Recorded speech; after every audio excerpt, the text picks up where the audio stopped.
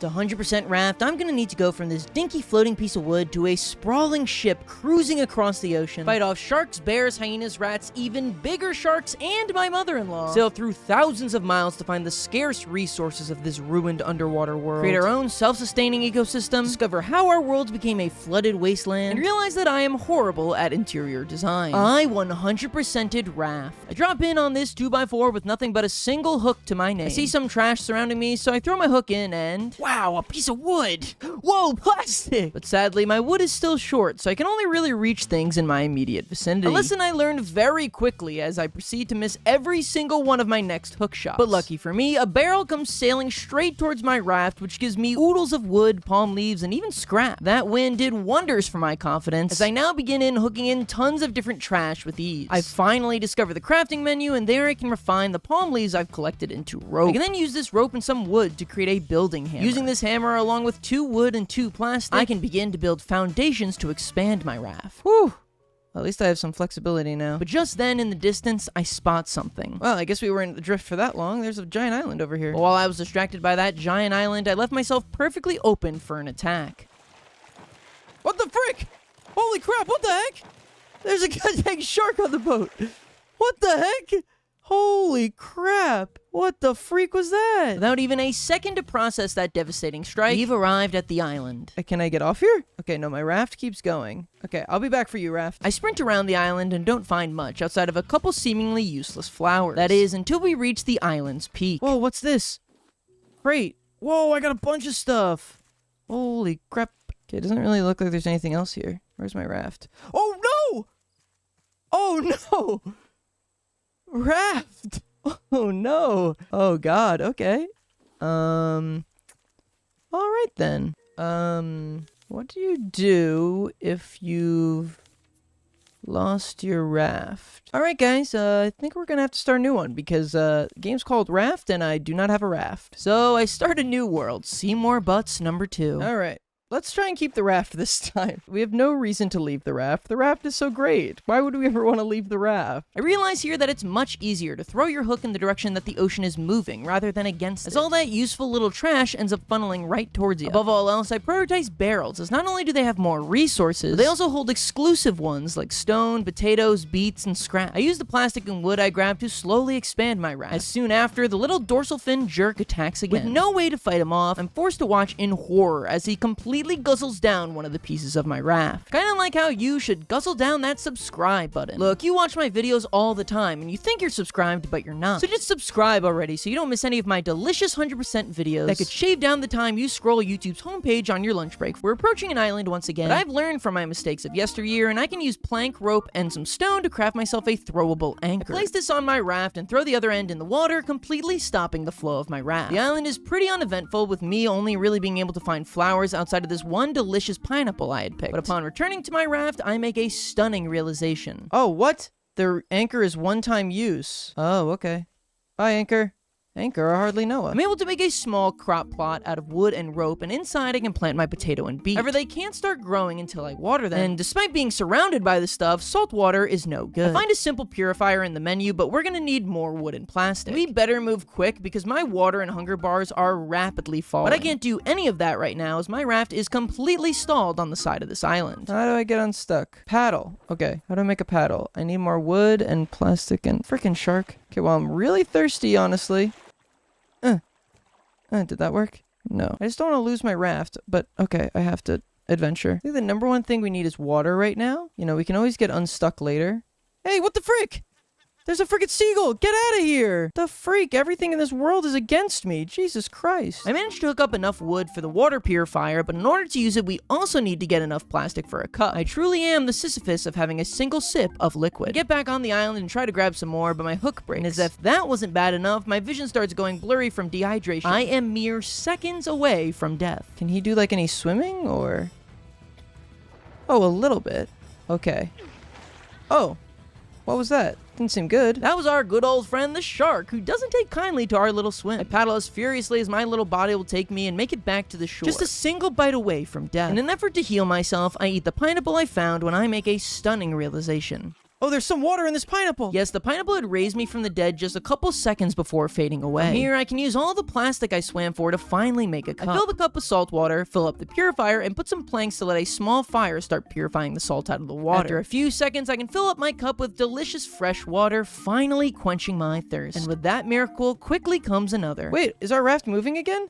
Oh, it is! Nice. Our raft is sailing once again, but we still don't have a hook. So even though these waters are shark infested, I have to make the plunge to try and grab some plastic and wood. Things are going great until I grab my last hook, where our little fin friend grabs us for the final time. I incapacitated. Okay, I'm starting to understand the people in the comments who think I can't read now. Luckily though, I can respawn back at my raft for the cost of 2/3 of my inventory. Which is a huge relief. I'm so don't starve pilled that I thought this was simply the end of my seabound journey. Purify some more seawater and get to watering my first batch of crops. And I pick up enough plastic to make myself a new hook. Finally, I can actually play the video game again. In my various hook ventures, I managed to find a blueprint for an antenna inside a barrel, which I decide to make crafting my first big goal of this playthrough. Right as things are starting to look up, the stupid shark targets the raft piece that my purifier is on. And with no way to fight back, I completely lose my clean water source. Lesson learned, don't place any valuables on the edge of your raft. A lesson that I clearly did not take to heart, as I immediately placed my new purifier right back on the edge of my raft. This is the amazing kind of gameplay you come to the Shawnee Do channel for. But if you come to the Shawnee Do channel to learn about upcoming creature collecting mobile games, then oh boy, are you about to have the most amazing 60 seconds as I talk about the sponsor of today's video, Markiplier Go. Markiplier Go is a new monster-themed open-world survival game where you can capture creatures, fight enemies, build a base, and establish a new monster utopia together. There are hundreds of critters that populate the world of Markiplier Go, each with their own unique skills and abilities, so set out to tame them all. If you find one you like, just weaken them, throw the orb, and then add them to your team. Once you've created your team of creatures, watch as they perform automatic construction tasks around your base like farming, gathering, and material production. The game will also be multiplayer right at launch, so you can immediately hop in and start surviving with your friends. The game comes out on October 10th, but pre-registration is now open. The game's releasing to the App Store, Google Play, and can be played on PC. The game even has cross-play, so you can pick up and play at home on your computer or on the go on your phone. So what are you waiting for? Click the link below to pre-register and be sure to share it with any friends you want to play with too, so that they don't miss out on this immersive survival journey. And thanks to Markiplier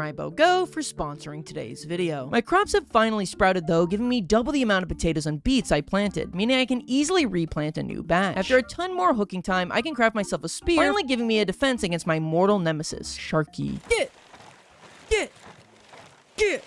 Yes!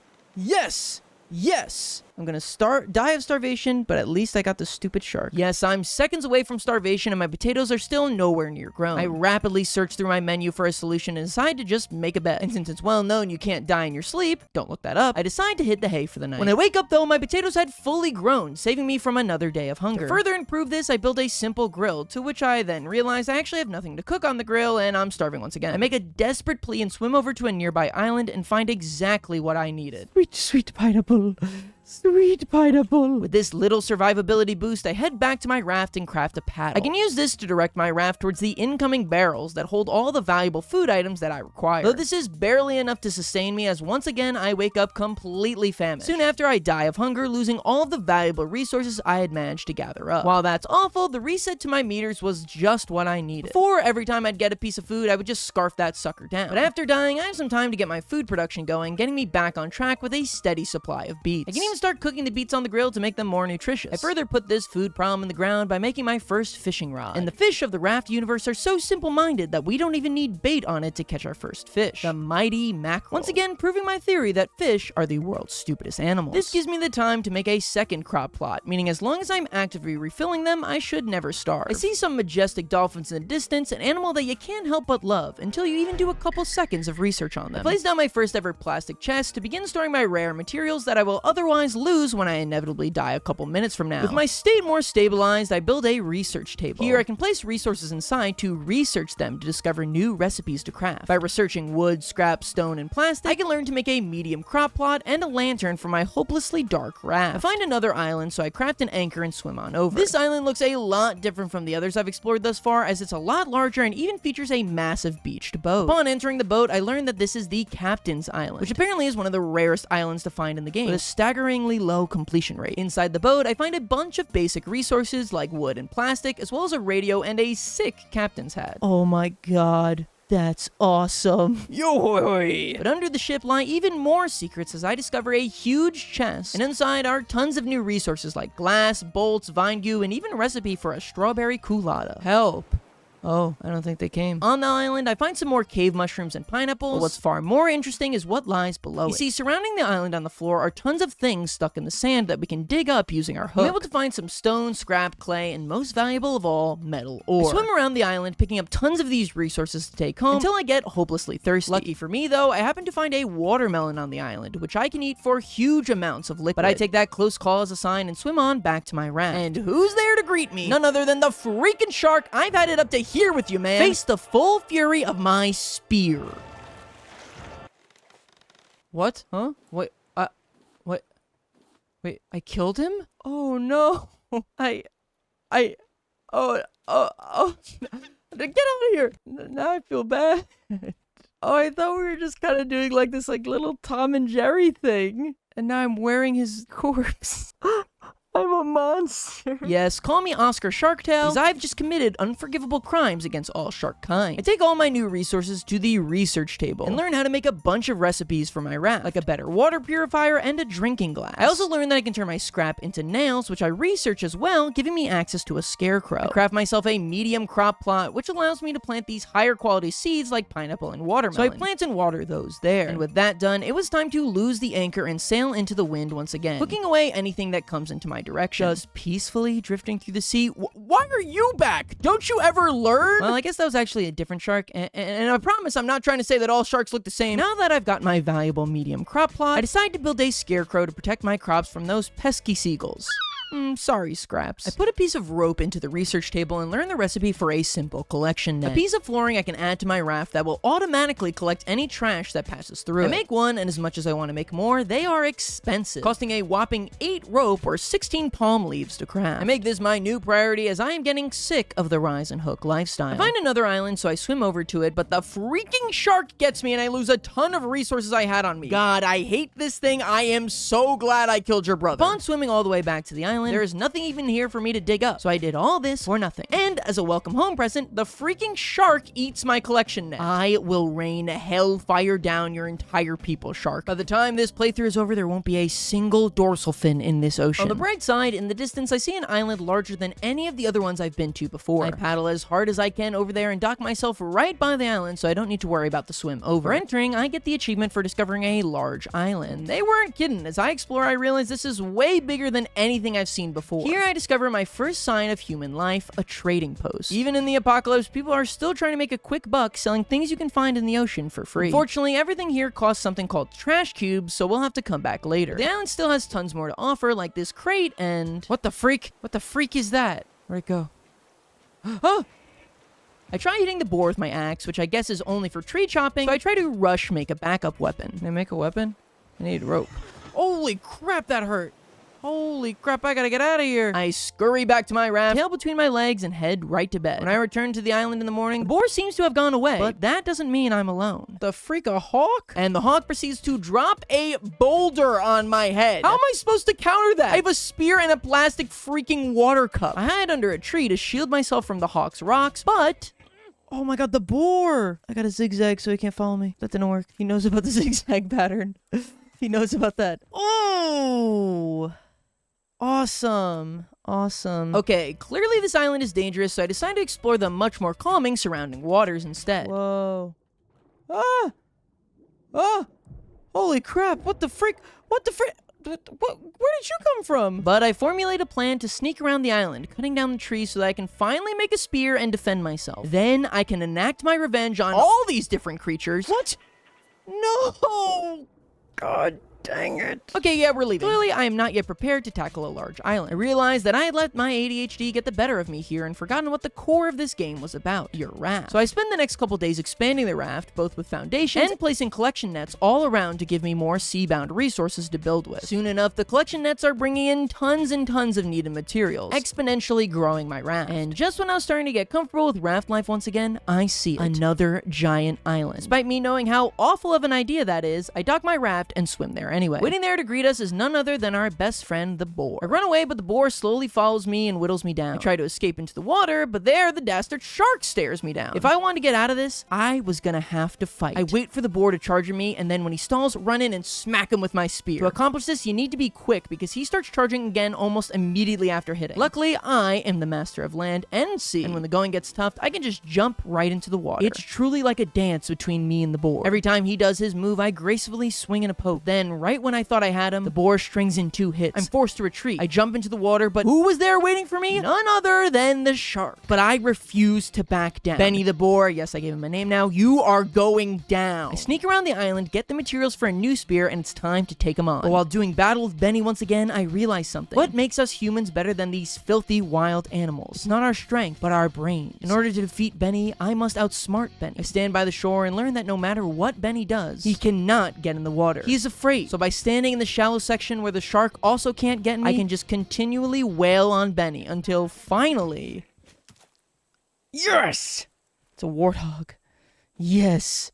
Oh my god. You have caused me so much pain and suffering. Holy crap. Yes. Ah, I've conquered you. Oh my god, that's freaky. Yes, I had finally killed Benny and was now free to explore the island at my leisure. Another one.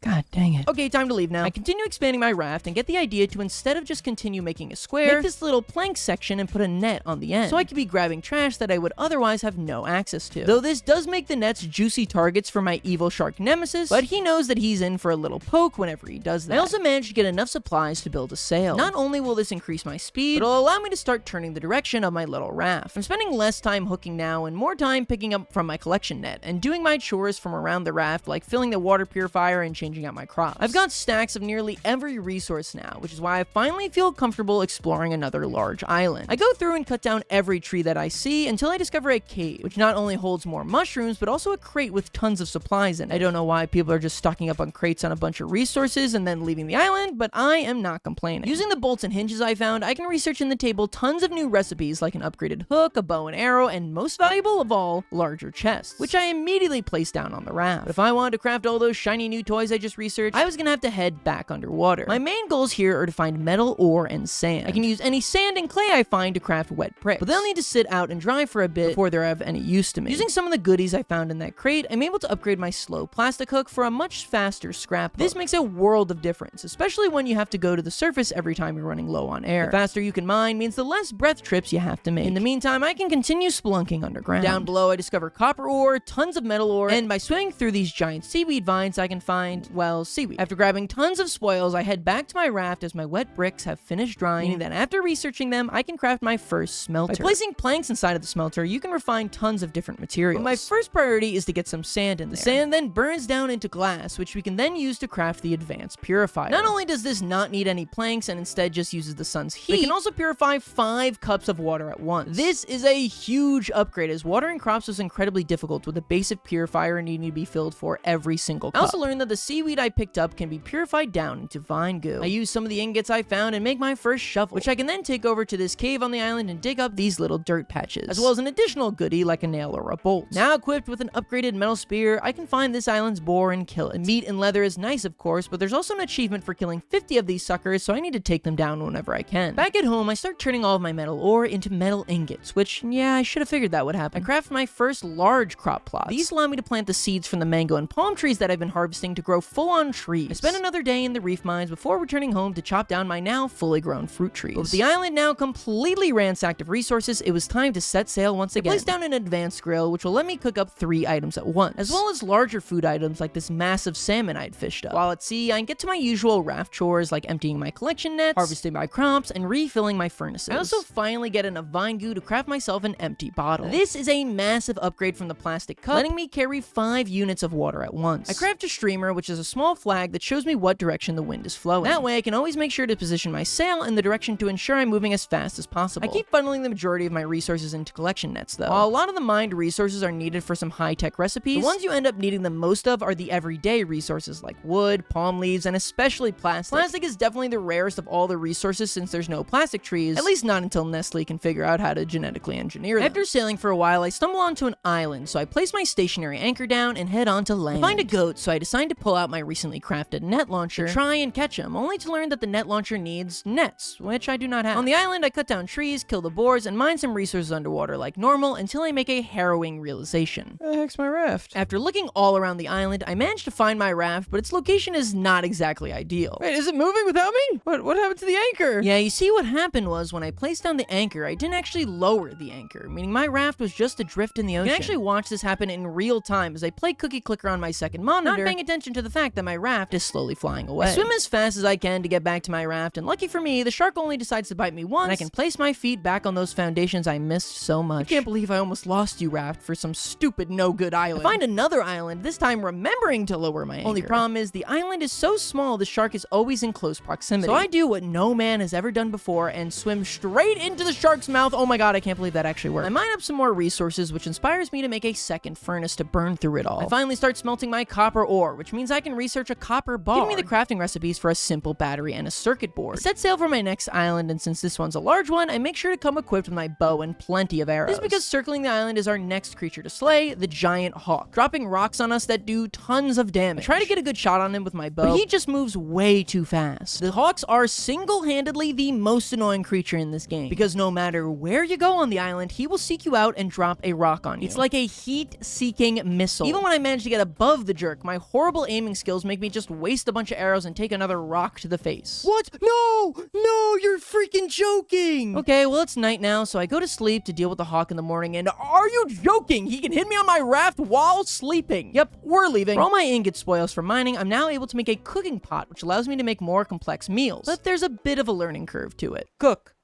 Is it working? Oh, wait, maybe I put the recipes up on the wall or something. Oh. Unfortunately, all the recipes I currently have require hard-to-gather foods, so it'll be a while until we get some use out of this. Start upgrading my foundations to be solid foundations, as not only are they stronger, but they look so much better. Though each of these costs 3 wood, and more importantly, 3 plastic. So I start to worry that I'll go through all this effort and resources replacing them, only for our shark friend to eat them. It's then that I make a realization. So maybe I should start building everything on a higher foundation. That way I'm not constantly losing everything. And thus, I start building an upper level to my raft, starting with the staircase. I go to build wooden floors off that, but then realize I'm unable to. Apparently, unlike other games, you actually need to support your upper levels with structural integrity, meaning I need to place walls below to support the floor, which means we're going to need a lot more wood and scrap, so I loot a nearby island to refill my supply. Along the way, I come across a boar who I managed to defeat without taking a single hit. Once you get into the hang of it, it's actually quite easy to bait out their attack and counter. While trying to gather more scrap, I also managed to kill my first poison puffer and get an achievement. After a particularly close encounter with a shark, I decide I've got everything I need from here and head out. I realize that Mr. Sharky has been chewing on all of our nets on our little collection plank, so it's time to take it down. Rest in peace, tacky collection plank. You were absolutely abhorrent looking, but at least you'll trigger some angry YouTube comments. Instead, I opt to place my collection nets throughout my base raft every other row. I figure if I make this bottom raft large enough, I should be able to grab it all. Using all the copper I've been getting from my underwater mining, I'm able to craft and then research a circuit board. This lets me craft a juicer, a sprinkler, and most importantly, a receiver and an antenna. I can also research this giant clam I found for a seagull's nest. With the bottom section of my raft filled out, I start finally working on that second floor, and build a staircase, and then a series of surrounding walls, and then wood floors connecting them all. It turns out that building is expensive, and after building whatever this pathetic display is, I'm already out of scrap. So it's time to loot another island. In order to prevent our dorsal finned friend from cutting our spelunk short, I decide to craft shark bait, which you can do with rope and 2 fish that you can easily grab with your fishing rod. After throwing it in the water, every time the shark goes for it, I can brutally stab him with my spear until he's dead. Any sort of remorse I had about killing these things is now completely died. I grab some more scrap for some more nails, and finish building out my upper level. I also move all of my crops into the lower floor below the ceiling, as this protects them from seagulls without the need for a scarecrow. I craft myself the receiver and put it on my new top level. It turns out that it needs a battery to work, which means I need to go spelunking for more scrap to be able to craft one. Then, once I place the battery in, the receiver tells me that it needs to be connected to 3 different antennas. Okay, then I craft the extremely expensive antenna and connect them to the receiver. But then it turns out that the antenna are too close to the receiver, so I gotta rebuild the entire second floor to make it big enough for the receiver. But now I've made the second floor so big that the floors no longer connect to the walls. So now I gotta build pillars throughout the bottom floor to provide support for the top. And then we can finally place the freaking receiver down. I will admit, it does look way better this way, but god dang, that was a process. Upon turning the receiver on, we see a bunch of green dots around us. These are normal islands and how far away they are. But there's also this little number entry section. If we look inside the journal that I never mentioned we have, I can see a message that says, I am a forward scout. Remember remember this because I will certainly not ever remember that I read this ever again. Not for a single moment in this video. Not even when I was writing the script. Not even actually when I'm recording this voiceover. In fact, I forgot this even was written. But please remember it and leave an angry comment once we get to that section of the video. It also says Radio Tower 0639. If I put that into the receiver, it'll show a blue dot on the screen that's about 1,400 miles away. I turn my sail to head in that direction, and luckily that's the way the wind is already going. I use some vine goo and plastic to make a flipper for faster swimming, as well as an oxygen bottle to give me more time underwater. I figure for whatever we're about to face, I'll probably need food as well, so I make myself a juicer. Unlike the cooking pot, this runs on a battery, and we'll need a glass pitcher to contain the drinks for it. I have a recipe called Coconut Beet, which is just 3 coconuts and a beet. Which sounds like the most vile, disgusting smoothie that someone could think of. But hey, I have an overwhelming amount of coconuts from all my island adventures. As we approach the radio tower, I realize we're slightly off course. But with just a sail, I'm really at the mercy of the wind. So I try and right our raft as much as possible, but we end up perpendicular to the tower. And the wind just keeps pushing us further and further away. I could dock the raft and swim over, but it's a full 300 meters away. So Mr. Shark would undoubtedly chew our skin off way before we got there. I continually adjust my raft for a good 30 minutes trying to inch my way over there, but to no avail. It's completely impossible. I must bid the radio tower, my grandfather's legacy, and the fate of the world goodbye. But to cheer myself up, I put down some sick rugs. Whoa! I also placed down a bird's nest. Here, seagulls will periodically sit down, which I can then whack with my spear for free feathers as well as drumsticks, making this one of the best and most consistent sources of food in the game. After around 10 minutes of sailing, I check my receiver again, and would you look at that? The radio tower is once again to our south, which means that we were able to sail around the entire world in just 10 minutes, which can only mean one thing. Oh, Horton Hears a Who style situation. I sail towards the tower once again, filled with vigor. I place down a brand new hammock so I can wake up at the radio tower full of spry. But upon arriving, I'm still not able to get close enough. But I already gave away my shot away once. I refuse to sail around the entire world again. This time, I'm getting to that tower. I throw down my anchor and hop in the water. But as I start swimming over, the sharks start biting me. 1 bite, 2 bite. I can tell that I'm not gonna make it, but I also can't make it back to my raft. This is the end for me. I gotta not die.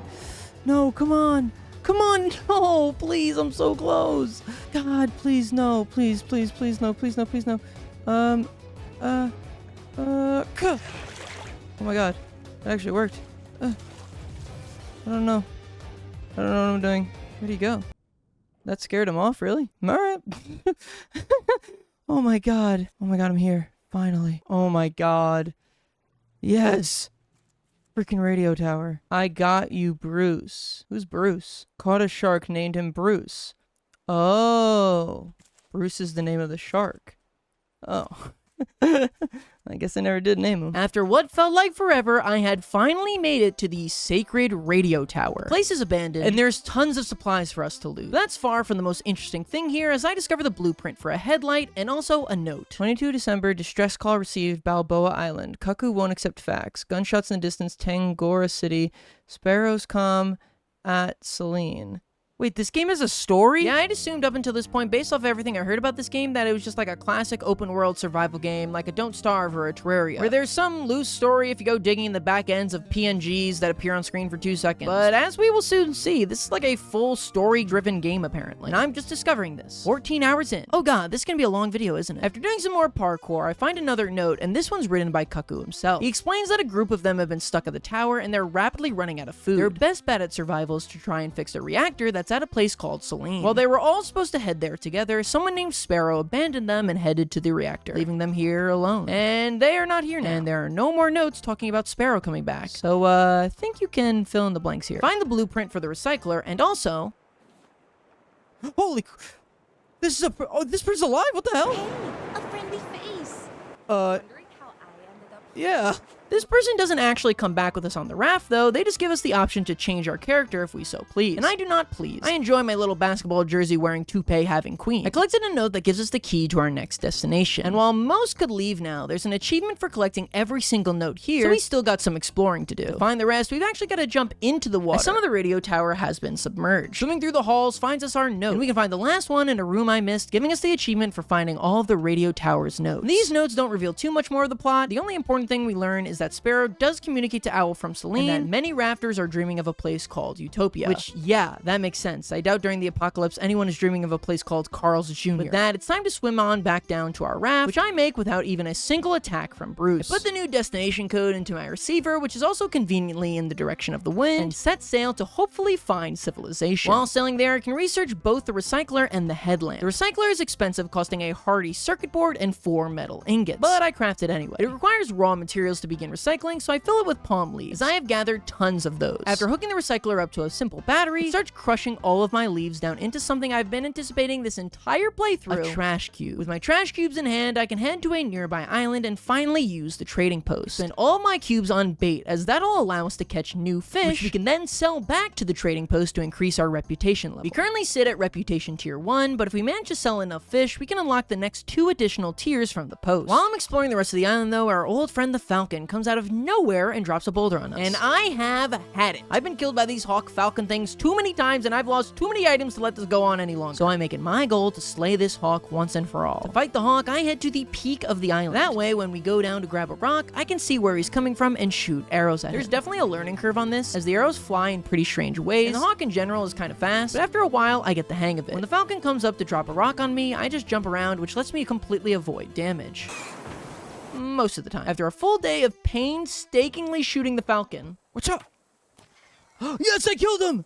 Yes! Screecher! Okay, it's a falcon to me. Yes, yes, yes! Oh my god, you look so stupid right now. Okay, this is kind of cruel. It's a dead corpse still. Okay. Oh my god, look at all those feathers. More than made up for the fact that I just used a bunch. Oh, and I got all my stone arrows back. Oh, ho, ho, ho, ho, ho. Awesome. I return to my raft and fill the recycler with a bunch of wet bricks. These cost 2 sand and 2 clay to make, but fill the recycler way quicker than the palm leaves, and I've got tons of excess clay and sand. I noticed stupid little Bruce got stuck on some rocks, so I take the opportunity to murder him and get some underwater mining done. In that time, I managed to make 7 more trash cubes, which I convert into some plastic and then set sail. Out on the open seas, it was time to put my new bait to work and look for some new fish. After some waiting, I managed to fish up some glow shrimp, a sharp carp, and a net nibbler, which sounds like a derogatory slur towards goalies. The rest of the ride over, I decided to spruce up my raft. You may have seen me opening up these decoration packages throughout my playthrough. They're found inside those barrels that are floating in the ocean and unlock a new furniture crafting recipe for me. There's an achievement for getting every last one, so I make sure to diligently be hooking up barrels whenever I can. One of these holds the trophy board, which I can use to display the various animals I maimed while they were helplessly trying to defend themselves. Except you, Hawk. I feel no pity for you. But Mr. Hawk makes sure to not let my display go unnoticed, as once I accidentally bump into an island, he gives me a rousing thank you. Take my trash cubes. No! Oh no! Oh, 6 trash cubes! Oh, bro. That really sucks. Great! Oh my god! That is so infuriating. This is awful, as that made me lose a whopping 8 trash cubes, which is 240 palm leaves. Oh my god, why are they allowed to hit you on the raft? That's just so stupid. All right, I get it. I'm unwanted here. Let me just leave. Oh, you've gotta be kidding me. Laugh all you want, Mr. Hawk, but I will enact revenge. You won't know when or how, but it will be painful. Just you wait. With my villain manifesto written, it was time to prep for our next story location, so I strap myself up with as much weapons, food, and drinks as I can carry, and kill the shark so we can swim over unencumbered. Just like that, we had finally arrived at our next story spot, It's a big boat. I swim up over on the back of the boat where I can enter through the rear door. Upon coming on board, I realize the halls are pitch black, making it hard to see anything. Why am I so scared? Oh my god, I wish I brought my headlamp. Why is this so scary? Just a wall. Despite the creepy aura, I push on. I find a crowbar on a table and pull the electrical breakers. I'm so frightened right now. What is that noise? I didn't this game had like horror elements. I use my crowbar to open this door and find my first note. I heard from the captain. We're heading for one of the high-rises down south. I can only hope you come to your senses and follow us. You knew the city was a failure, Ruben. City was a failure, so this utopia they were going for was like not good? With that read, it was time to head down into the hallway. Why was this sheet sealed shut? What the freak is that? What the freak is that? Is that a giant rat? What the hell? What is that? Oh my god! What the heck am I looking at? What the freak? What is that? What kind of animal is this? Lurker? Oh my god! Oh my god! That scared the ever-living heck out of me. Oh my god. Just give me a piece of meat. I didn't even get a hat for that. With my pants now thoroughly soiled, I can go back in and explore that room as it holds tons of supplies like scrap, food, and plastic. Further in, I find a bathroom which holds a red key. Inside the kitchen, I can find a gas tank as well as my next node. Ruben, the yacht is ill-prepared for this journey. Olof left space for a dance floor, but no space for supplies. The bottles sure found their way to the bar. As a military man, I thought Olof would at the very least be practical. Yet we're all treating it like a luxury cruise. I'm sorry, Ruben. I shouldn't have left. I keep exploring and find a mechanical part, pliers, and another node. I saw a large rat last night. Oh, I saw him. I find a station that requires 5 mechanical parts, so I keep on the lookout for more. I head back to the room with the lurker where I can use the pliers to open up this locker, which holds a blue key and a very insightful note from the military man Han was talking about earlier, Olaf. The captain keeps complaining about my route. If he does it again, he will be reprimanded. The crew doesn't listen to orders. They believe rank and prestige disappeared with solid land. No, they will not be allowed to mingle among my esteemed guests, and they will certainly not be allowed further rations. They should be grateful. I am the only reason they are alive. I have known this man for 45 seconds, and I can already tell he's evil. A conclusion that is only emphasized in the next note. That's one of those damn rats. What are you doing to it? Get out! What? What was he doing to the rat? I don't like that. What was he doing to it? What was he doing to it? So am I crazy? Or was Olaf, did he just, Okay, no time to think about that as we're ambushed by a lurker. Once you can see him, these guys aren't really a big deal with their jump pattern being extremely predictable and only taking a few hits from the spear. I find a bunch more mechanical parts, a note, and... bullet! As I've suspected, the crew is completely incompetent. Of course, the food shortage will need to be handled. Tonight, we're discussing which staff members are most suitable for termination. Oh my god, they ate each other.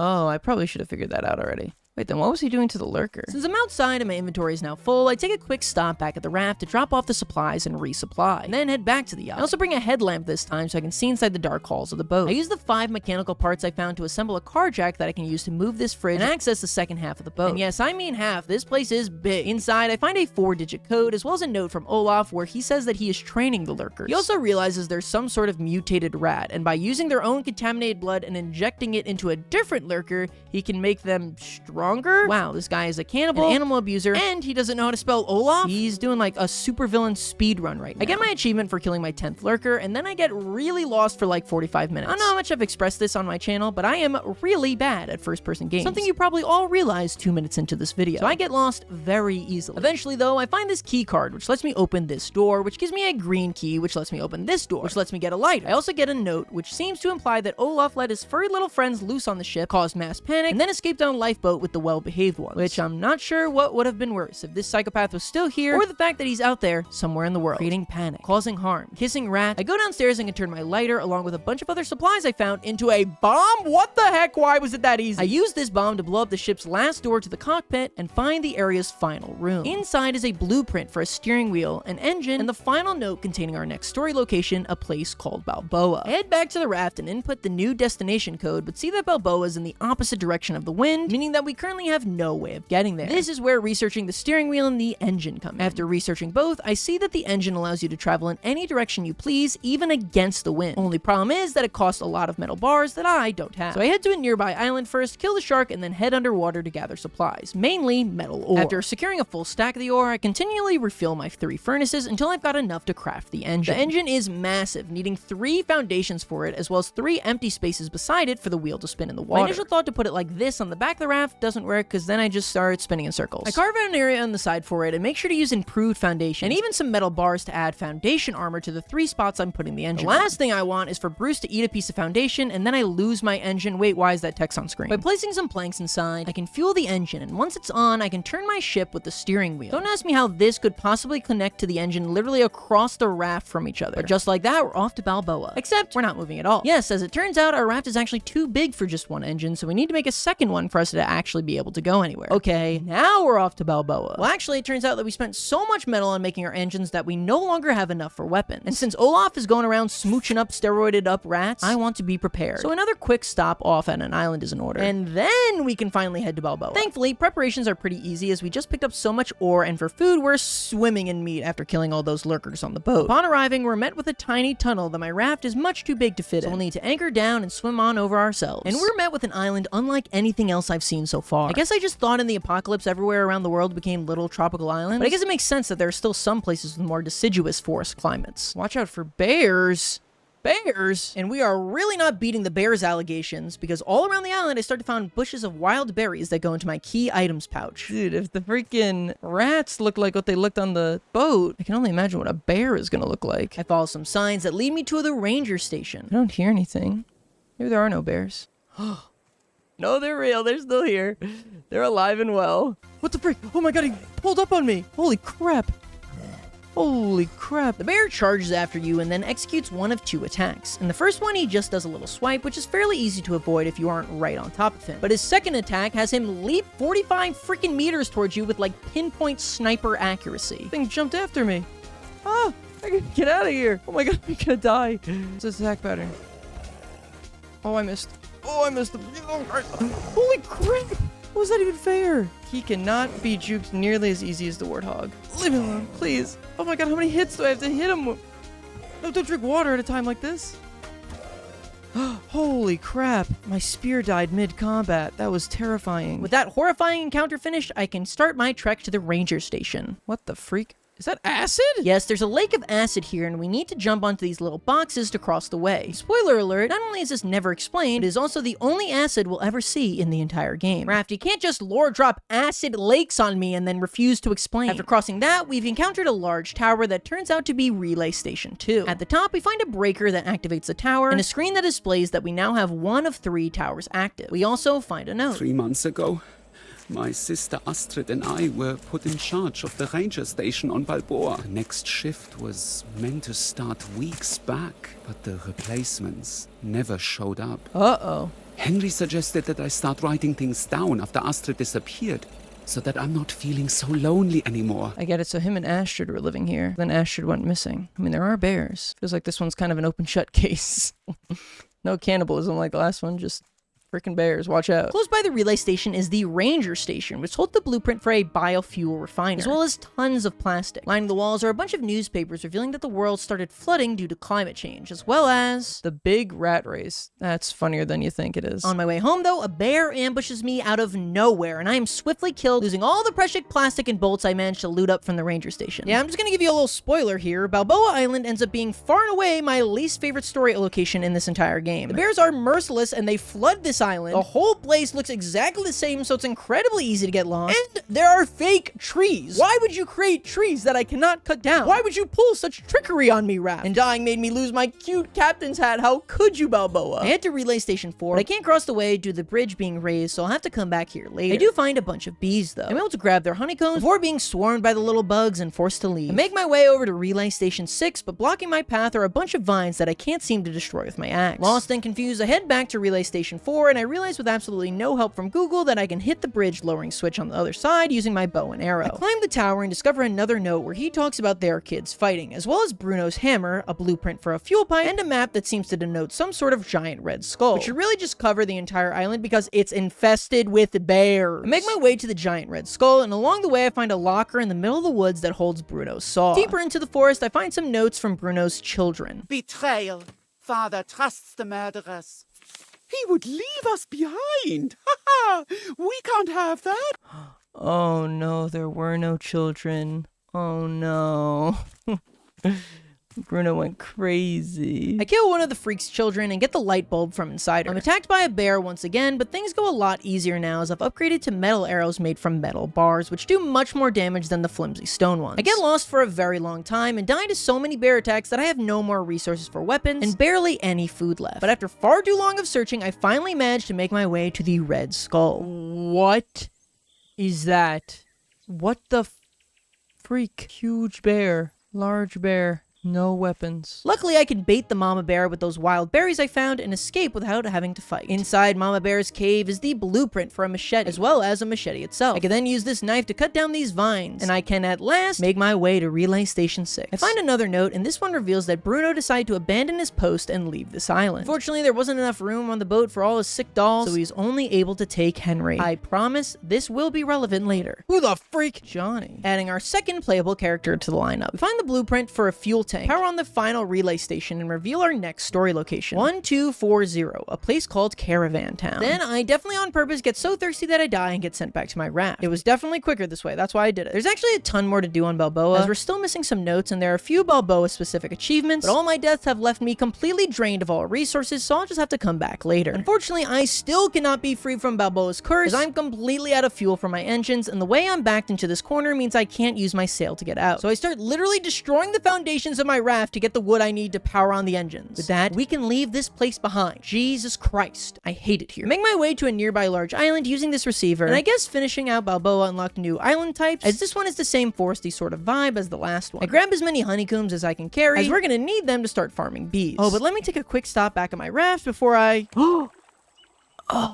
I hate you. I hate you so much, Bruno. Yes, our good pal Bruno had actually chewed through the foundation that my engine was on, meaning that we'd need to build a whole other engine. And I just have one single wind raft, please. Before I even think of handling that, I need to get the bee farms going, so I craft a bug net and head back to the bees, helplessly flailing around my net until a bee happens to fly into it. I go to the trading post and finally turn in all of the specialty fish I had caught so long ago, giving me 120 reputation. I do the math and spend my trash cubes on enough bait to get me to tier 2. I throw my bees into the research table and learn the recipe for a beehive. I craft some shark bait and take my aggression out on Bruce, who I also just realized I'd been calling Bruno for some reason. After a quick mining session, I leave for another island as we still need more supplies to get back on track. I'll have to painstakingly sail there with no engines though, so during the wait, I decide to fish up the rest of my reputation fish. We hit a small island on the way, so I cut down all the trees, finally giving me enough wood to place down my first beehive. We need to start farming bees as soon as we can, as that's what's going to allow us to start making fuel for the engines that we don't have. This little island gives me the resources I need to rectify this issue though, and I can finally rebuild my engine. I make sure to add some additional foundations on the side for Bruno to bite onto this time. To further spruce up the ship, I craft biofuel tanks and use pipes to connect them to the engines. These tanks store, well, biofuel, which is a resource I can start to make in the biofuel refiner. The refiner mixes raw food and honey into biofuel over the course of a couple minutes. For raw food, we're completely set, as I've been farming watermelons this entire playthrough and have over 40 of them saved. Every 5 watermelons makes 2 biofuel. For honey, we need to make that using glass and honeycombs, hence why we needed the beehive so bad. But strangely enough, they still aren't producing any honeycombs. Weird. Thankfully, I had some leftover honeycombs from Balboa, and I could start making my first batch of biofuel. With our engines up and running once again, it was time to head to the next story location, Caravan Town. Along the way, I managed to hook up my final decoration package, giving me an achievement, and just like that, we had arrived. What the heck?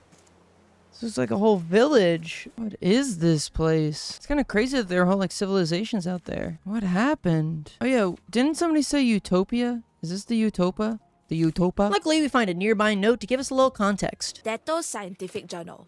Classified. Caravan Town is a rock sticking out from the water. It has good land to raise pigs to eat. Only downside are the hyenas, but they are usually There are friendly. hyenas? We came here on a boat with half the rest of Jakarta. They let us stay because Ma is smart and Pa is good at welding. They say I'm just another mouth to feed. But I'll show them. There's a series of tubes that we need to rotate to line them all up. I can then pump water through them, which flows all the way down to the well. By filling it up, we were rewarded with a zipline part. I started exploring the rest of the town when I realized I can actually open up all of the drawers and closets inside these homes for a bunch of goodies, like food items, bolts, and plastic. But it's not all good news here on Caravan Island. I'm just rummaging. What the freak is that noise? There's a screecher. God dang it. Can never escape these freaking guys. I managed to avoid the disgusting beast and climb to the top of the town, where I find a battery charger part as well as an insane note lore drop. Pa says we have to go. Ma is getting sicker, and I heard that strange man Olaf shouting orders. I saw them rounding up all the hyenas in cages. I asked Dr. Henrik about Ma. He looked sick too. Told me to avoid the pigs and Olaf. Okay.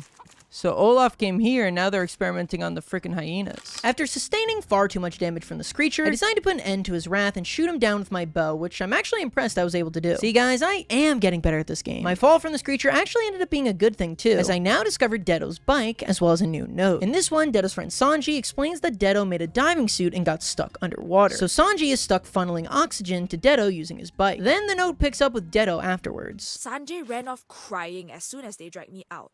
Very unprofessional. Pa forbade me from doing any more experiments. I like Dedo.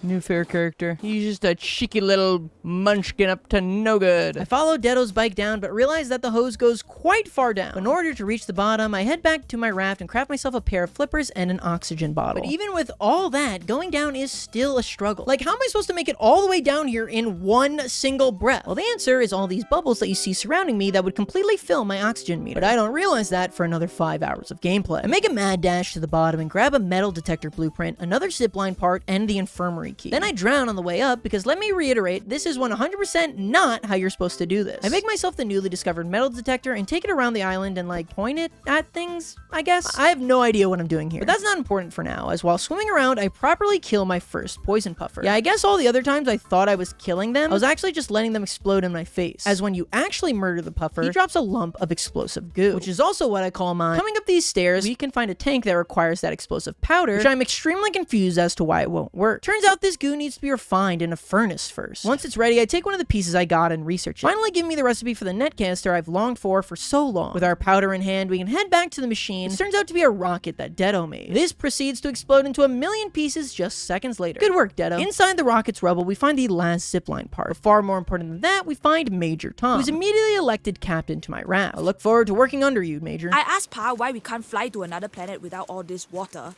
Pa just laughed. But Sanjay showed me some pictures that gave me a great idea though. Oh, that's why he made the rocket. Oh, poor Dedo.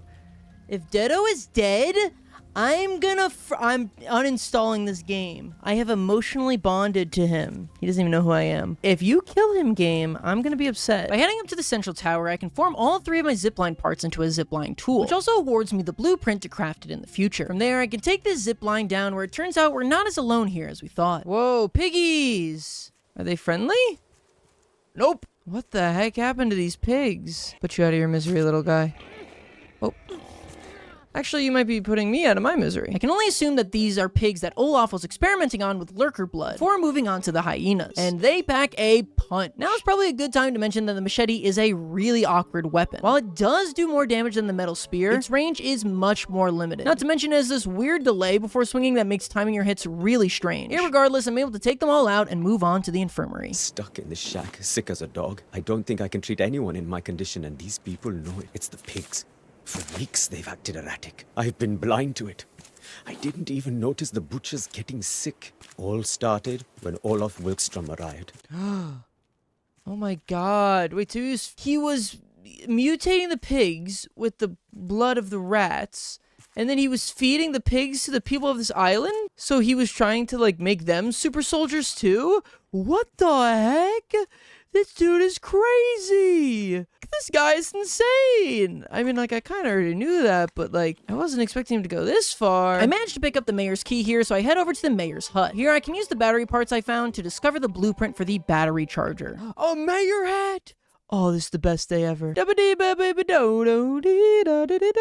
I'm not even sad I lost the captain's hat. Further in, I find the blueprint for engine controls and the final note on Caravan Island, the location of Tangaroa City. I head back to my raft, and still, after all this time, my bee house has not made any honey. What is going on? Luckily, I picked up a ton of cans of biofuel from around Caravan, which can juice up my engines. While I was gone, though, Bruno had eaten so much of my raft that I lost an antenna. So I gotta rebuild that, and then we can be on our way. But before we head to Tangaroa, it's time for me to return to the site of my nightmares come to life, Balboa. The first achievement, we need to kill Mama Bear, which sounded like a horrible experience until I realized that even after all this time later, she's still snacking on those freaking berries. So if we just position ourselves on top of the rock over here, we can just continually shoot her to death with our arrows. All the while, she just continues to engorge herself. Honestly, I can't think of a better way to go. Rest in peace, Mama Bear. Now, I will wear your decapitated head as a funny little joke. I head over to the ranger station, put the light bulb back in air roll, and then put all of Bruce's tools back in place. place. This reveals a photo of Bruce and his sister sitting on a beach. How cute. What's not cute is that you're seriously over halfway into this video and you still aren't subscribed to my channel. Seriously, I've filled the void of your mind for the past 4 lunches now. You owe me this. Then I go back through the cave and find the island's final note. I don't even know how I missed this one, honestly. Like, it's not even hidden. With that, we're officially done with Balboa Island, for now. Now, while we could head straight to the next story location, our raft is in desperate need for some upgrades, as I've really been like paycheck to paycheck on this sucker. It was time to develop a raft fit for a king, or at least one that Major Tom would be proud of. I head to a nearby island, grab some bees, mine some ore, and then head to the trading post. Here I can turn in all those valuable little fishies I picked up and advance myself to tier 2. Though now at tier 2, I need a staggering 3,000 reputation to advance. I need a lot more trash cubes for that. Luckily, I've got tons of leftover clay and sand for bricks, so I can fill that recycler faster than most Gen X mothers fill a wine glass. I can take all those trash cubes and buy the newly unlocked advanced fishing bait. I actually buy so much of it that the trading post runs out of stock, so I spend the rest of my cubes on explosive goo. Goo's actually pretty hard to farm, as poison puffers are rare. I use that goo to make a net canister, which I load into my net launcher, determined to capture my first animal. I find a goat, and after following him for a while, I make the perfect shot. Is that him? Oh, yeah.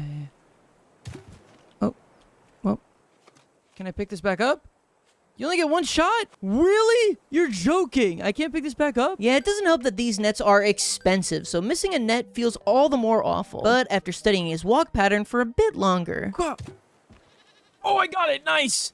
Ho ho ho. I carry the goat back to my raft and get to name him, which I decide on Asteroid. Why, you ask? Because if I miss another canister, I'm going to drop a freaking asteroid on this entire flooded planet. I go to make Asteroid a little fenced-in home, but quickly run out of planks. So, this is your home, Asteroid, now. I hope you like it. I stop by a nearby island, deforest the heck out of it, to which I can then finish his gate. Equipped with a grass plot, I'll need water to keep Asteroid fed. I realize I've now officially survived 102 days. I'm not sure survived is the best term, as I've died almost constantly, but hey, I'll take it. I want to continue expanding my raft here, but each wall costs a whopping 4 wood. I'm constantly running out, so I decide to use thatched walls instead. These cost half as much wood and require palm leaves instead, which I have way more of. Plus, it also looks nicer than that stupid wood I was using before. I get to a new island where I decide to put a permanent end to my wood shortage. After cutting down all the trees on the island, I make 5 large crop plots. I've gotten so many fruit tree seeds throughout my raft journey, and they've just been sitting in my chests. If I wanted to continue to expand, I was going to need chests of the stuff. While those trees grow, I use my tier 2 bait to hook up as many fish as I can. So for a while, I'm just fishing and chopping. I also realized why my beehives weren't making honey all this time. You see, apparently you need to be growing flowers near the beehives for them to work. So I plant down some blue ones next to my hive. After grabbing the rest of the bait I needed from the trading post, I can turn all my fish in to launch my reputation to tier 3, meaning I can now buy anything I want from the shop. I make a bucket as I can now start milking Asteroid. Milk can be used in various recipes or to just drink raw for a variety of benefits. I built out this shelf for me to put my furnaces on and build a solid foundation layer around my raft. This will prevent Bruno from getting to the important parts of my raft, and from me having to constantly rebuild things. The other thing I want to prepare before heading to Tangaroa is a bunch of food and drinks, as I figure I'm going to be there for a while, so I place down a new juicer in a cooking pot, put all the recipes I got up on the wall. The easiest drink to make is still coconut beef, and for the easiest food, it's probably the cooking pot BBQ, as it requires mushrooms, drumsticks, meat, which I have tons of all 3, and finally a mackerel, which can easily be fished up. I find an alpaca on the island, which I managed to capture and take back to my raft. I name him after Boris, after my favorite character and persona in hit horror series Bendy and the Ink Machine. Remember when he held you hostage and you thought he wanted soup and he literally said nothing and then you made him soup anyway? Oh, Boris, how I adore you. If you use shears on an alpaca, you'll get a piece of wool. Researching this wool gives me the recipes for leather armor and a backpack. The backpack expands your inventory by 10, so that's definitely my first priority. I also switch up my abhorrent chest organization system for a more compact one running along this wall. And with our preparations all done, it was finally time to head to Tangaroa. Oh my god.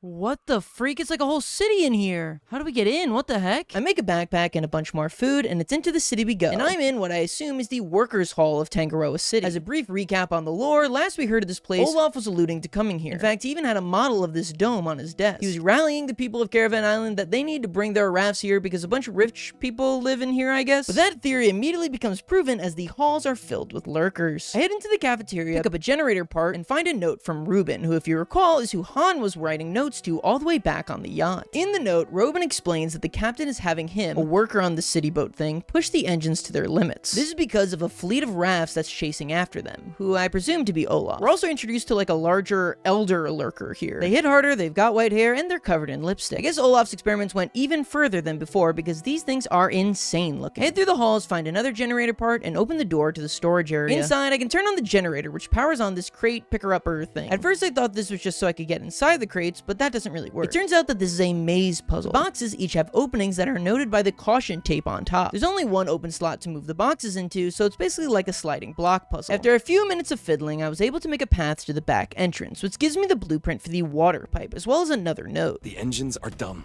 People upstairs are already upset about the extreme rationing. Now we're at the mercy of the waves. And those rafts on the horizon are coming closer by the hour. I really could have used you here, Hannah. Oh, but Hannah's dead.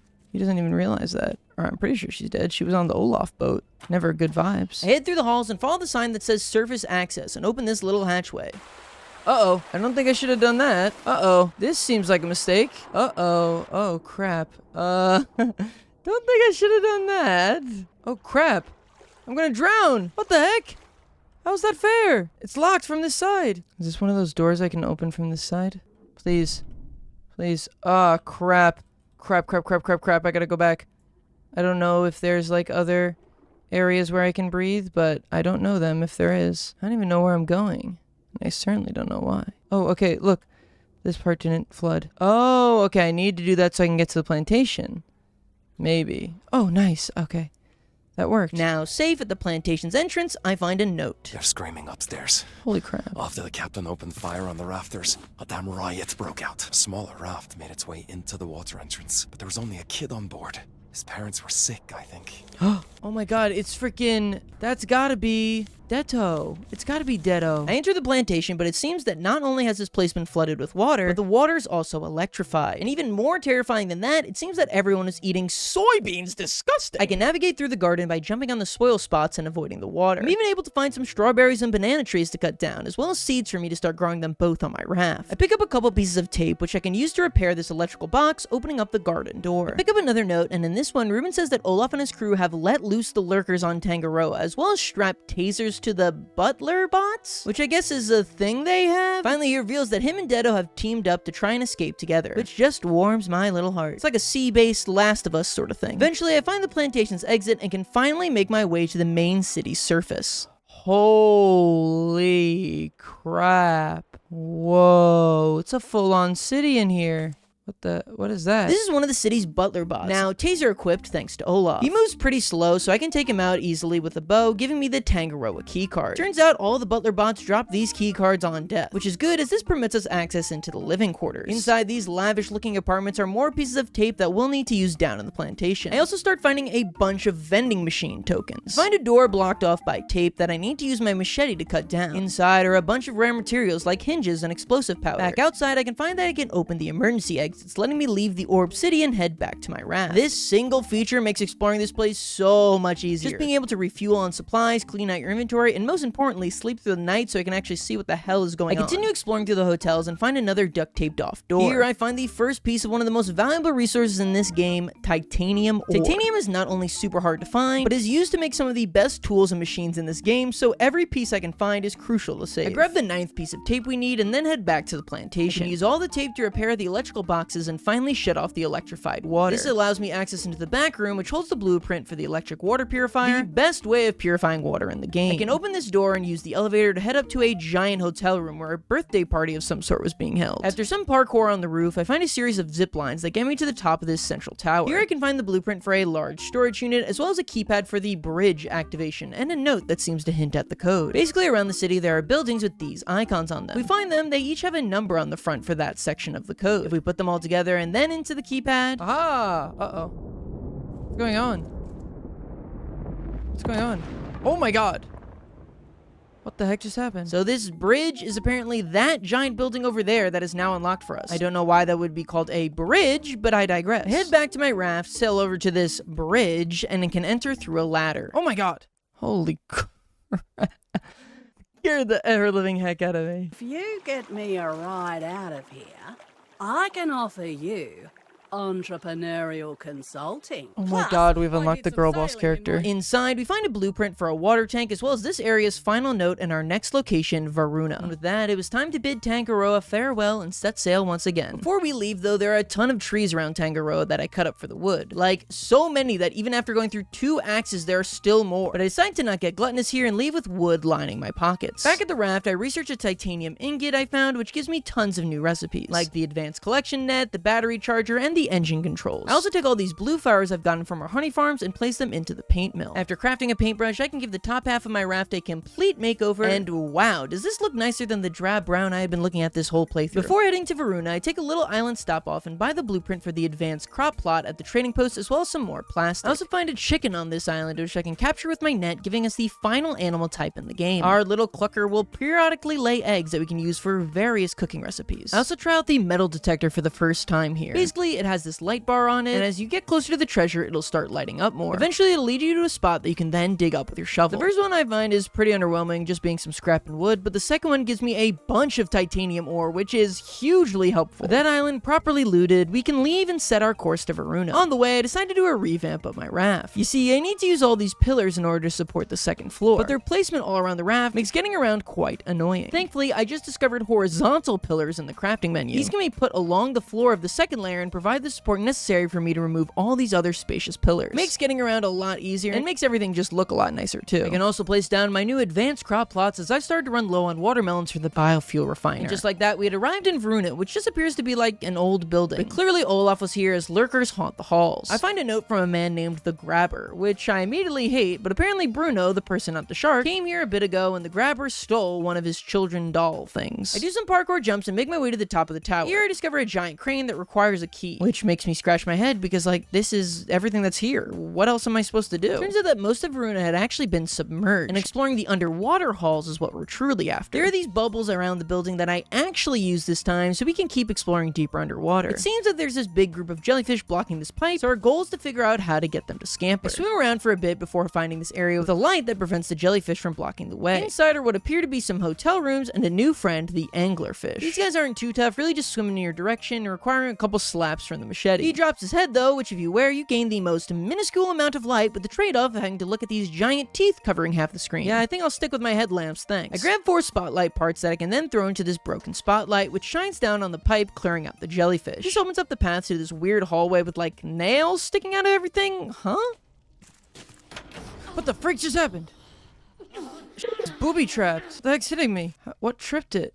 Oh, there's a tripwire. Yeah, we're currently on course to the Grabber's secret hall, so he's of course booby-trapped the entire way. You need to be very careful going through this area as it's really easy to get caught up in the traps and hemorrhage health. Eventually I'm able to make it through and we've stumbled into all the spoils that lie in the great Grabber's hall. We got Bruno's daughter, a note, and the motherlode key. The Grabber said that he wants to get access to his motherlode hall, but now there's a shark in the way. And really, that's it? Just one shark? That's what you're worried about? That was threatening like 30 hours of gameplay ago, maybe. Also get an achievement for discovering all of the Grabber's secret caches. Back outside, we can use the mother key to open this door, which leads to this tunnel with a bunch of goodies at the end.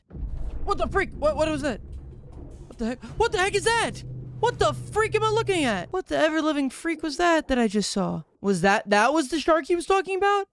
Oh, I thought he was talking about freaking Bruce. Holy crap, that was no Bruce. What the ever-living heck? Yes, say hello to the first boss fight of Raft, the Tiger Shark. And he is no joke. He hits like a truck, is super fast, and not to mention the fight happens underwater. So you're both slowed and you have to worry about your oxygen levels. There are these explosive barrels in the middle of the room, but holding them slows you down even more. If you're being here for 15 seconds, I've already taken huge amounts of damage, so I decide to retreat for now. Head back to the raft and empty my inventory besides some weapons, which all end up being completely useless, as Bruce Sr. over here is completely immune to all traditional weaponry. What you need to do is place an explosive barrel inside of one of these pillars, then lure Bruce Sr. over to it. He will explode the barrel and the pillar will smack him for massive damage. The hardest part is that you need him to hit the pillar first before being able to place down the barrel. On the bright side, you can always just swim down into the lower area, and Bruce Sr., being the gentleman he is, will just like leave you alone to heal. After letting Big Bruce explode himself a couple times, he moves up to the final layer, where there's just one pillar for you to place the explosive barrel into. You'd think since you have every opportunity to heal, this would be a cakewalk, but Bruce Sr.'s attack has insane knockback, which could easily push you away from any oxygen source, drowning you. My heart full of revenge, I return and lure Papa Bruce a couple more times, place the barrel in, and... Nice!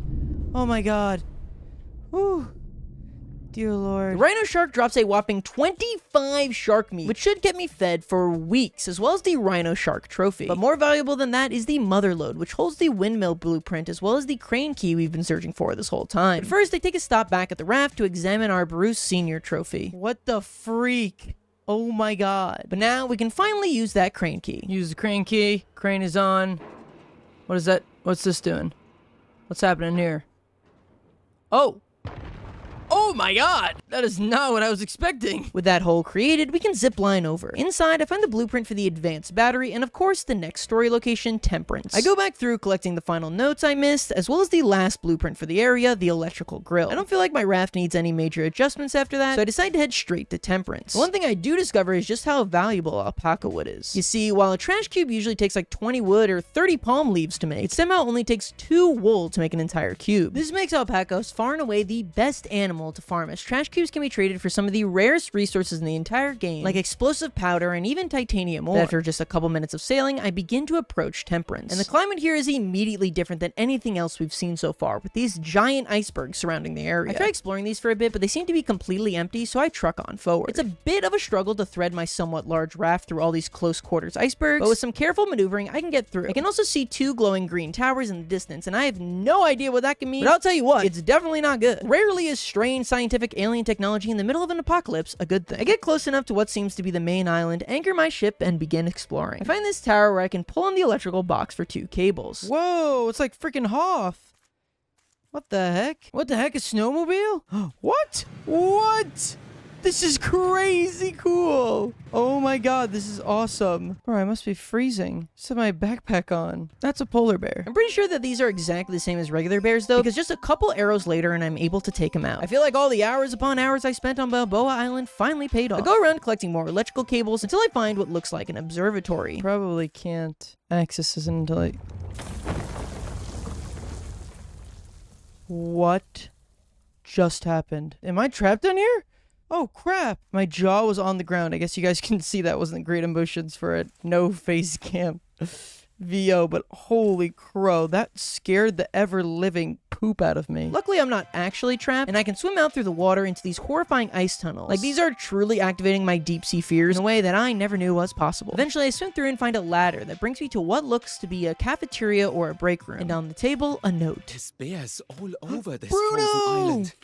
One of them completely wrecked the boat when we tried to get away. Henry and I would have been eaten if that boy with the air horn hadn't showed up. Detto His and name is Detto. Bruno are Says getting he came together. here with some survivors. I asked Henry if I should trust the boy, but I didn't get an answer. Yes, as Bruno finally interacts with living, breathing people again, his dolls stop talking to him. I'm truly surprised by how much I care about the lore of this game. I get excited for every note that I pick up to learn about what happened to my favorite characters and who will survive and who won't. Speaking of, we pick up 4 notes that each have an image and they're placed in an order next to them. What you need to do is use this telescope to find each of these photos and then count the points of the star. If you plug that into the keypad here, we can open up this locker and grab the advanced anchor blueprint, as well as the Selene key, which you might actually remember is a lore callback all the way to the radio tower. To jog your memory, there was a group of survivors there, and they said the only hope for humanity was to fix the reactor at Selene. But Sparrow abandoned them all, presumably to head here themselves. Next, I head to the nearby town from before and use my electrical cables to connect the generator to all of the homes. This opens the doors and allows me access in. I soon learn that these are the dome homes of some sort of scientific expedition. Welp, clearly it did not go well, as all these homes are abandoned, though filled to the brim with supplies for me to scavenge. In the main hall, I'm able to find a blueprint for the advanced biofuel refiner, as well as a blowtorch. Before I leave, though, there are actually vending machines here that I can spend all my tokens I've been collecting here and on Tangaroa. They have some cute decorations here which are perfect for my raft. I also get an achievement for spending 20 vending machine tokens. With that out of the way, I head over to the scary green alien building, which I learn is called the Selene Research Facility. Here I can use the blowtorch and the Selene key to bring down the gate and head inside. Warning, reactor malfunction. Insert control rods. I am called Sparrow. Sparrow! Basically, Sparrow explains that Al was a corporate spy and that the reactor is a source of unlimited energy, and the formerly rich people want to monopolize this energy for the entire world and make people pay for it, and also that Sparrow didn't trust Cuckoo for no reason in particular, even though it was literally the only person in the world that she should have trusted. Okay, Raft, you're losing me a little bit. That kind of made no sense. But let's not think about that. Let's instead think about how we need to put on a hazmat suit to enter this radiation-infected lab below. After solving a quick puzzle, I'm able to grab some of the control rods, though all the while I need to fight off these giant beetles. Eventually, we gotta solve another puzzle. This one's about lining up a bunch of laser lasers with mirrors to grab the final control rods. Bear reveals in a note that apparently Olaf has taken control of Utopia, that tricky little weasel. I insert the control rods and gain access to the reactor lab. Here we gotta turn some cranks, kill some beetles, do some shrooms, and bim bam boom, we fix the reactor. This opens up the door to the final room of the lab. Whoa.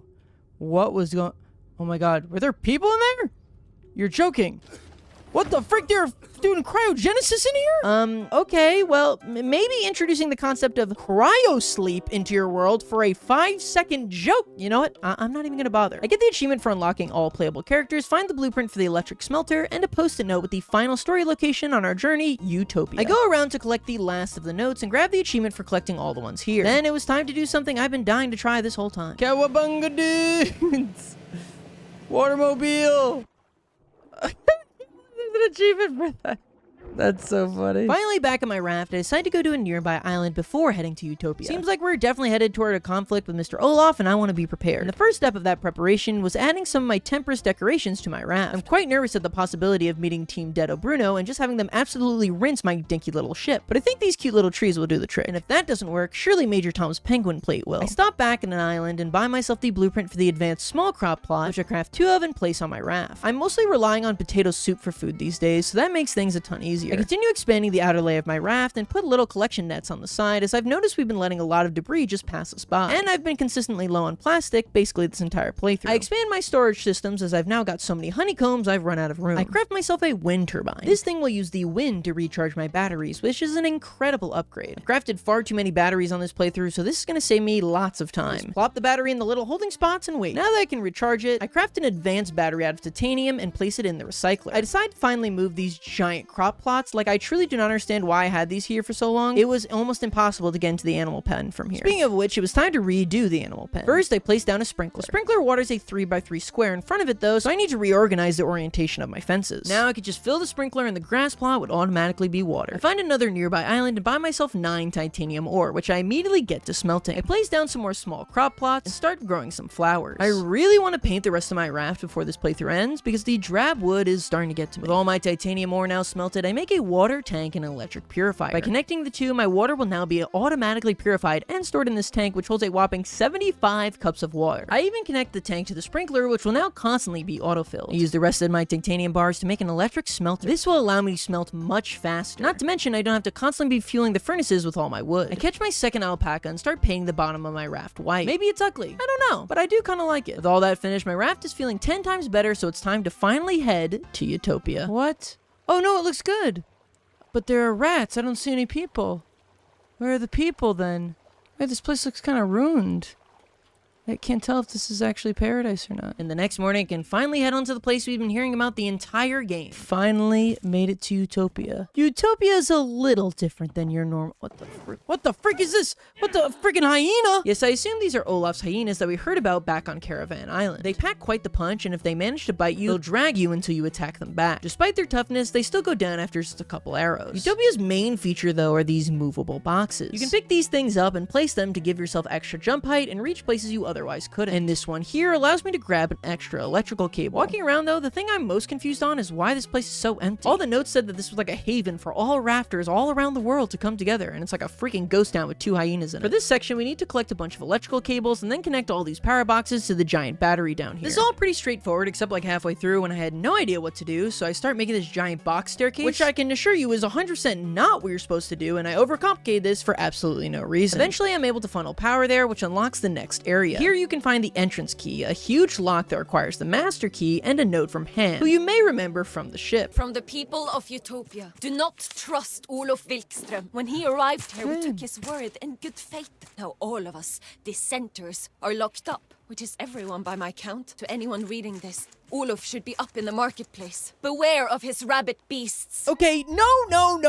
This has got to be one of the stupidest moments I've seen in any game ever. You mean to tell me that Han, who was working on the Vagistan with Olaf, saw him cut off workers' rations because he didn't plan for supplies, saw him kissing and experimenting on these giant mutant rats, which he then let loose onto the ship, an infestation that was so bad that many crewmates were killed by lurkers, and Han had to helplessly float across the sea until finding Utopia. And you mean to tell me, after all that, that when he showed up here, she decided to take his word and trust him? That has got to be the dumbest thing I've ever heard. I mean, seriously, this man has literally murdered hundreds, if not thousands of people, and you decide to trust him? Oh my god, if you're that thick, then you deserve to be locked up. I seriously can't even wrap my head around the writing on this. Whatever, we get to the crop fields and there are a bunch of dirt clumps that we can shovel up, but every single one of them contains cockroaches. And after digging up more of these than I'd like to admit, I decide to put a pin in it and start looking at this hose puzzle. For this one, you just gotta rotate the hose circles around until the water continues to flow through. Eventually, we're able to get the water to the end and I find a note. Those you don't Yes! super secret. Deado! Deado had his secret code around his farm, so in order to progress, we need to reference this map and dig at only the highlighted spots. After getting all the pieces to his code, we are given the blueprint for the big backpack as well as a harpoon. We can then fire this harpoon in the launcher and zipline over on the rope, which gives me the achievement for traveling 500 meters on ziplines. In here, we can pick up our second entrance key, permitting us access into Utopia's main building. Here, we've got to do some parkour around these spinning fans, crouching and jumping at the right times to get past. After some pretty clutch moments, I'm able to get to the end and grab a hammer. I can then use this hammer back at the entrance to open up a lock and... Nice. What? I will only say this once. Leave on your raft. Leave Utopia to me. Or else the forward scouts end with you. That was Olaf! The forward scouts ends with you. What does that mean? To this day, I still have no idea what a forward scout is. But get ready because they're going to say it like 50 more times and never clarify what that means. That is not what I pictured Olaf looking like. Picture him to look like this like big scruffy old man. Like this big beard. He just kind of looks like a dude. Oh, I'm gonna be disappointed about the way everybody looks, aren't I? In this section, we need to get this cogwheel up to where Olaf ran off to, but it's so heavy that we can't climb ladders while holding it. Never seemed to be a problem when I had 80 pounds of meat in my backpack, but I digress. You need to put the wheel on this lift pulley system and then put the right weight on the other side of the lift. Once you've balanced it, you can then use the wheel to bring the bridge down. Then I can send the cog across the parkour section, jump through all the fans again, and finally get the elevator working. This leads us to the marketplace area where Olaf has a little speech that we should have left when we had the chance. And then he does this. Oh my god, he threw a bomb! Holy crap, Olaf is insane, man. Yes, here Olaf continually throws sticks of dynamite at us in an effort to get us to leave. While he's doing that, I need to build a box staircase so I can get up there. This isn't too difficult, as for some reason, he decided to buy the type of dynamite that has giant red circles around its explosion radius. Seriously, Daro, don't you have an army of, like, rabid rats? I definitely hit you. For dodging Olaf's dynamite, we're given the warehouse key. After entering the warehouse, we're confronted by Olaf once again. Here, he's got 3 hyenas he let loose, and boy are they tough. Melee attacks are pretty much out of the question, because if you let yourself get close to one hyena, one of the others will almost certainly get a bite of you. So your best bet is just to try and run backwards and spam arrows. Oh yeah, and he's still dropping dynamite. If you manage to kill all 3 hyenas, Olaf just lets more free to attack you. At first, I was under the impression that there was like a finite amount of hyenas, so I just keep killing them and killing them and killing them for a very long time, like at least 40 hyenas. Eventually though, I can't keep up and they kill me. On my second attempt, I realized you're supposed to ignore the hyenas and build a box staircase up to this door in the top right corner. The best way to accomplish this is to kill 2 of the hyenas and leave the last one alive, as then Olaf won't send another wave, so you only have to avoid one of the kitties. Eventually I make it up there, and after a brief stop back at the raft, can head into the game's final boss fight. What the heck is that? Why is there a glowing hyena? Of all my creations, Alpha is a true warrior. The weak are singled out.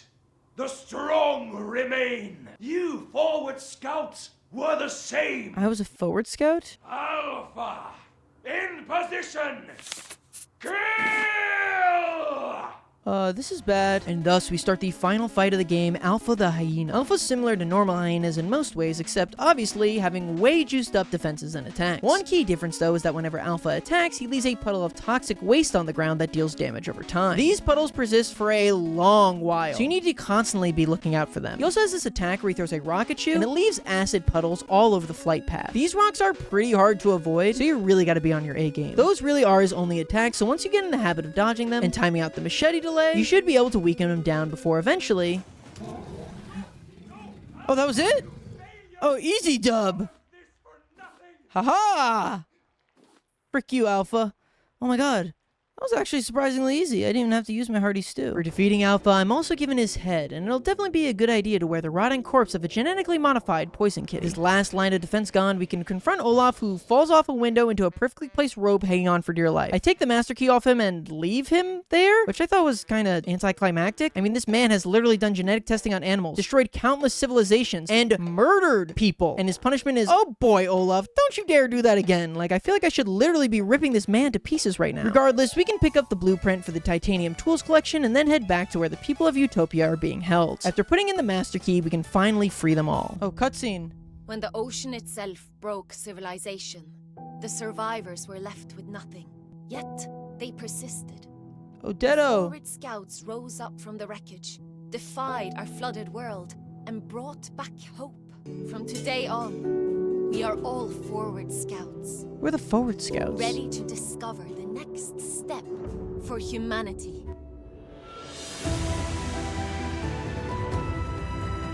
What? Okay, I'm sorry, that was a horrible ending to the game. Like, what? They just showed a bunch of meaningless PNGs, and there's this loud music about how they need to be strong? What? The problem wasn't that you were weak, it's that you trusted an actual psychopath that everyone knew was an evil megalomaniac. And what is a forward scout? Why is everyone just saying that now like it's something I should know? Whatever, with the people of Utopia freed, we're finally able to talk to some real people. Listening to Olaf was a mistake, to say the least. You think? Why are you talking about it like it was some silly haha mistake? His cadence is, oh dang, I got romaine lettuce instead of iceberg lettuce at the grocery store, instead of, we accidentally surrounded the last bastion of humanity to a homicidal maniac. I'm losing my mind over here. Anyway, we can pick up some Utopia decorations from this vending machine, giving us the big spender achievement. We're also allowed to take whatever fruit we want from the market for saving the town. But then it was time for the moment we've all been waiting for. Is that Deado? Deado! No one ever listens to me.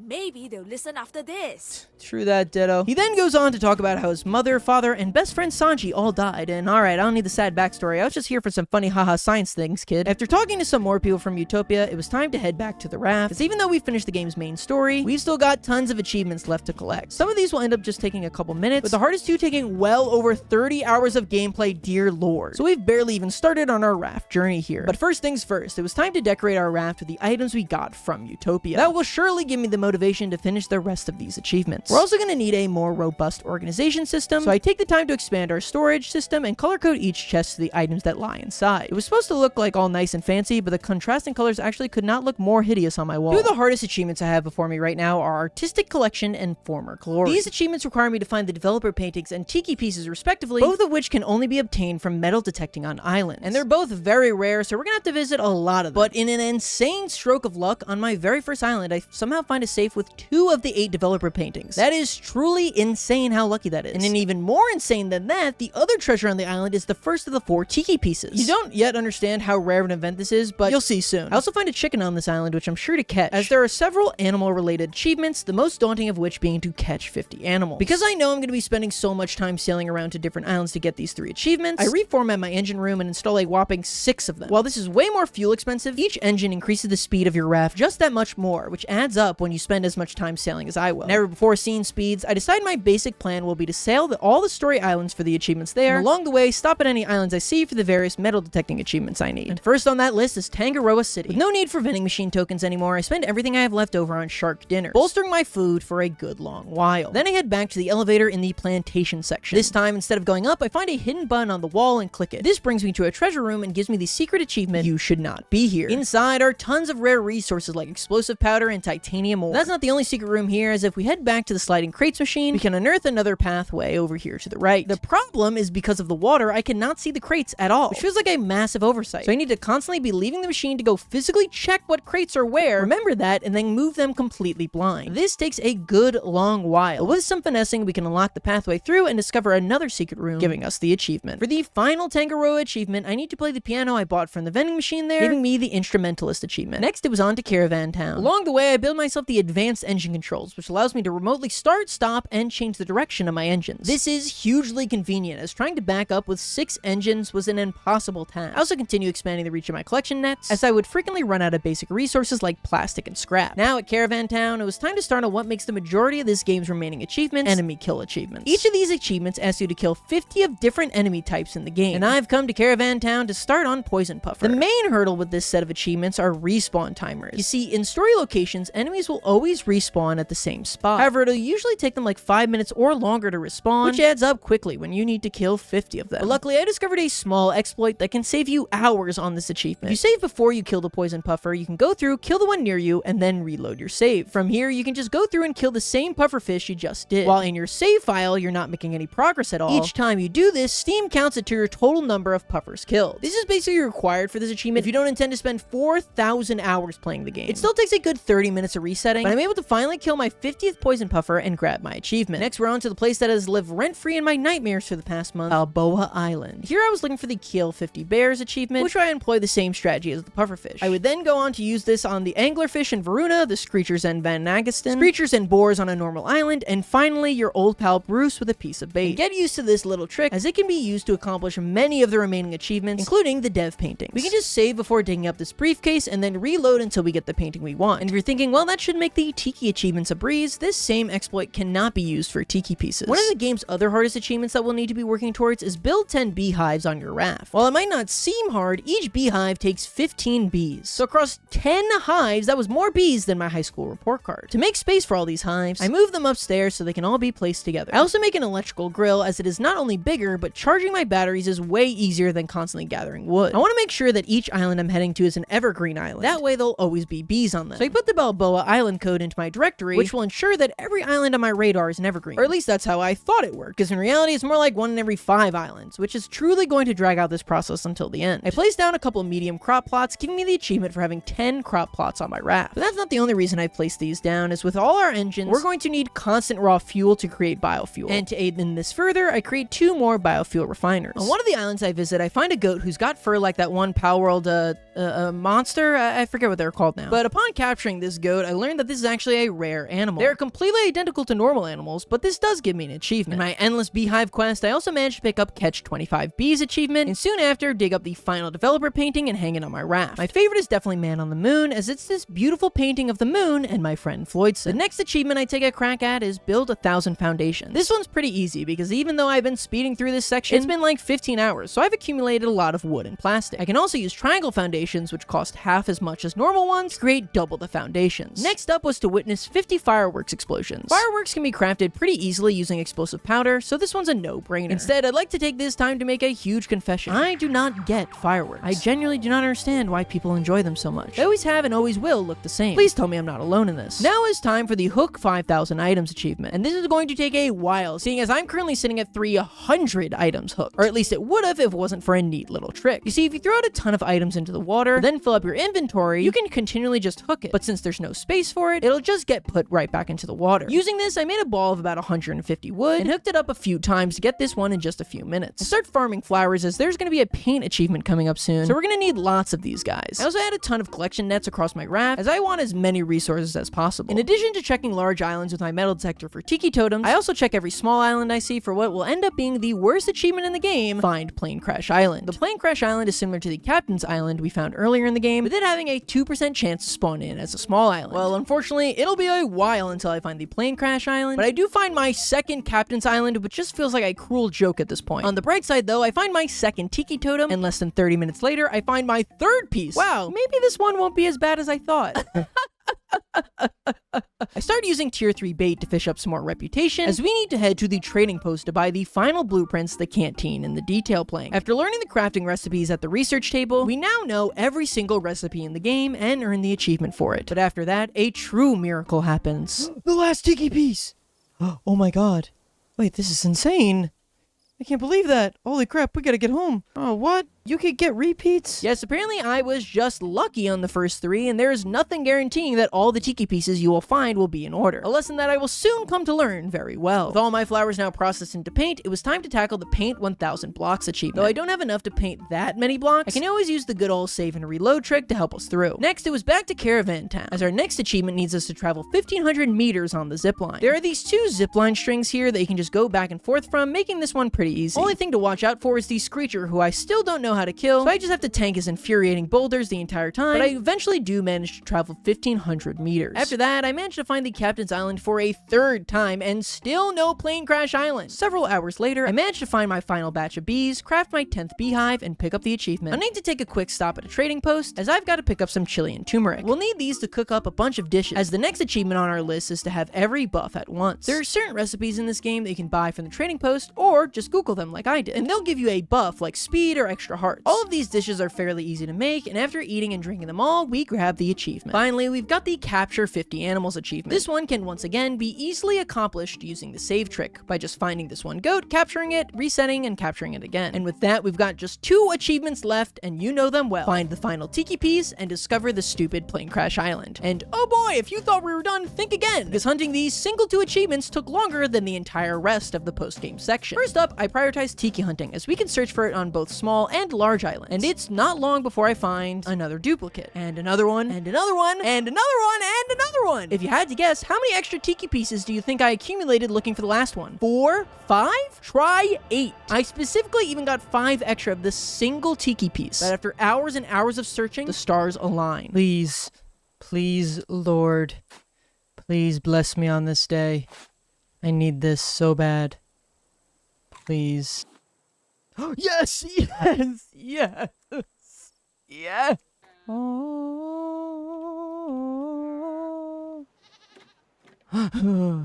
Whoa! Whoa! What happened? Oh, just an item called a tiki pole. Oh, I have a tiki mask now. Whoa. Tiki mask. With our tiki pole assembled, it was time for one final grind. To optimize this as much as possible, I get rid of most of the foundations on my raft, that way I can speed up my engines. I also build this little crow's nest so I can more easily spot islands. And with that sorted, it was time to just sail. And sail, and sail, and sail, searching endlessly for this single island. The worst part is, I can't even really AFK. Large islands appear on the receiver, so whenever I saw the signal of one, I could just aim my raft there and go do other things. But since small islands don't show up on the receiver, I need to constantly be on the lookout for this island and refilling my engines. But after a full 12 hours of searching, oh my god, I think that's it. And this is so nice because I literally have run out of biofuel. Oh my god. Literally, I started this at day 200. It's day 276. Yes. Yes. Oh my god. Thank freaking god. Thank goodness gracious. And that was 100% of Raft. This is definitely one of my favorite games I've played on the channel, but I would definitely skip the achievements at the end, as those last 2 truly had me losing my mind. Let me know what games you'd like to see me 100% next, and I'll see y'all next time. Bye!